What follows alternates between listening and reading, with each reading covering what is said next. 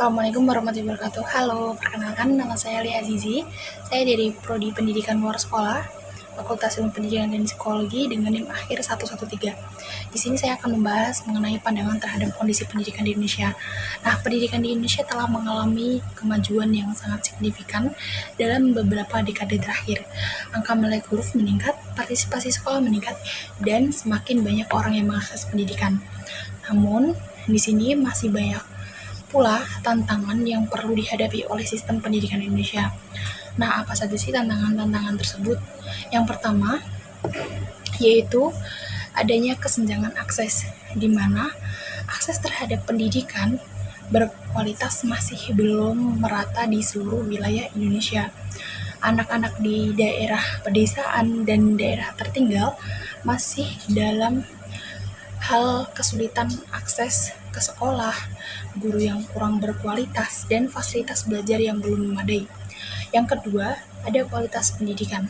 Kualitas pendidikan di Indonesia masih tergolong rendah dibanding dengan negara-negara di Asia Tenggara. Hasil tes internasional seperti PISA menunjukkan bahwa skor pelajar Indonesia masih jauh di bawah rata-rata. Lalu yang ketiga, ada relevansi kurikulum pendidikan di Indonesia dianggap masih kurang relevan dengan kebutuhan dunia kerja dan perkembangan zaman. Kurikulum terlalu fokus pada hafalan dan kurang mendorong pada pengembangan keterampilan berpikir kritis, kreativitas, dan pemecahan masalah. Lalu yang keempat, ada kesejahteraan guru, di mana kesejahteraan guru di Indonesia masih rendah. Gaji guru masih belum memadai dan mereka seringkali harus mencari pekerjaan sampingan untuk dapat memenuhi kebutuhan hidup. Lalu, hal ini dapat berakibat pada rendahnya motivasi dan semangat mengajar guru. Lalu, yang kelima, ada manajemen pendidikan, di mana di Indonesia masih perlu memperbaiki birokrasi yang rumit dan kurangnya transparansi dalam pengelolaan dana pendidikan dapat menghambat kemajuan pendidikan tersebut. Baik, lalu di sini ada kritik terhadap sistem pendidikan di Indonesia. Kritik terhadap sistem pendidikan di Indonesia seringkali berfokus pada beberapa hal. Yang pertama, yaitu terlalu banyak penekanan pada tes. Sistem pendidikan Indonesia seringkali dianggap terlalu fokus pada tes dan ujian. Hal ini dapat menyebabkan stres bagi siswa dan guru dan dapat mendorong budaya belajar yang tidak sehat. Lalu, yang kedua, ada kurangnya fokus pada pengembangan karakter.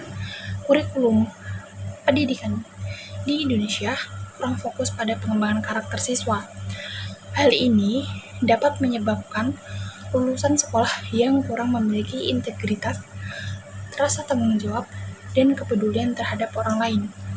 Lalu, yang ketiga, ada sistem zonasi yang diterapkan di dalam penerimaan siswa di sekolahan negeri, di mana hal ini dianggap tidak adil dan dapat memperburuk kesenjangan pendidikan.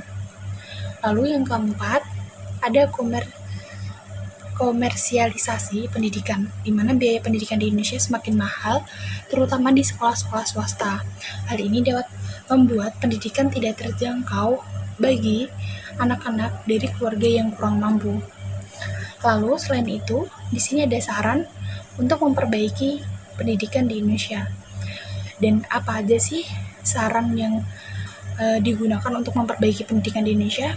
Yang pertama, yaitu dengan cara meningkatkan anggaran pendidikan di Indonesia. Pemerintah perlu meningkatkan anggaran pendidikan untuk meningkatkan kualitas pendidikan, membangun infrastruktur sekolah yang lebih baik, dan meningkatkan kesejahteraan guru. Lalu, yang kedua, ada memperbaiki kualitas guru. Perlu dilakukan upaya meningkatkan kualitas guru, seperti dengan cara memberikan pelatihan yang lebih baik, lalu meningkatkan gaji, dan memberikan penghargaan bagi guru yang berprestasi.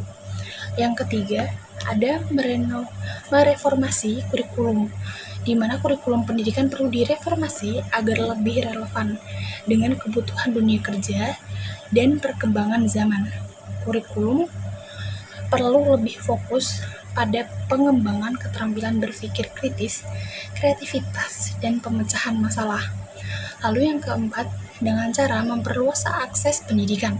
Pemerintah perlu memperluas akses pendidikan ke daerah-daerah tertinggal dan bagi anak-anak dari keluarga yang kurang mampu. Hal ini dapat dilakukan dengan membangun lebih banyak sekolah, memberikan beasiswa, dan menyediakan program pendidikan non-formal yang ada. Dan yang kelima, yang kelima yaitu ada memperbaiki manajemen pendidikan. Perlu dilakukan perbaikan terhadap manajemen pendidikan, seperti dengan menyederhanakan birokrasi, meningkatkan transparansi, dan melibatkan masyarakat dalam pengelolaan pendidikan. Kesimpulannya, pendidikan di Indonesia masih memiliki banyak tantangan yang harus dihadapi. Namun, dengan upaya yang sungguh-sungguh dari pemerintah, guru, serta masyarakat, sistem pendidikan Indonesia dapat diperbaiki dan menjadi lebih berkualitas. Pendidikan yang berkualitas adalah kunci untuk kemajuan bangsa dan negara. Cukup sekian dari saya. Terima kasih. Wassalamualaikum warahmatullahi wabarakatuh.